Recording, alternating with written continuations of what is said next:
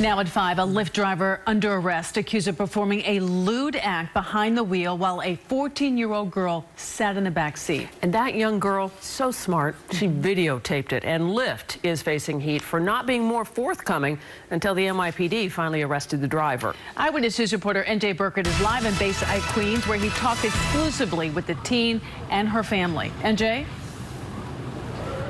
Sade, Lyft has a strict policy. You want information, we want a subpoena, unless, of course, it's a life-threatening emergency. But as you said, what if it's a driver committing a lewd act behind the wheel with a teenage girl in the back seat? Honestly, I was scared out of my mind, almost in shock. Like, I didn't know what to do. I didn't know what to say. She is just 14 years old and was alone in the back seat on her way to a friend's home in a Lyft car when she noticed the driver staring at her in the rearview mirror. I heard like his belt unbuckle, and then all of a sudden I had noticed that he was masturbating. She was so shocked she made a cell phone video, which we cannot show on television. The girl says the driver said nothing, but kept looking back at her in the mirror. There's no question about what he was doing.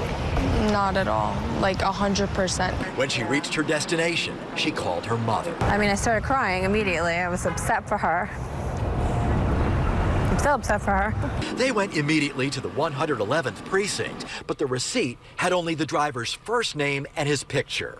When detectives called Lyft to get the driver's full name, the company demanded a subpoena. The police should have been able to go pick him up, arrest him that night. Narinderjeet Singh was arrested a full 2 weeks later, only after the family's lawyer searched his first name through a public database. We don't know who these people are, and our kids and family members are getting in these cars.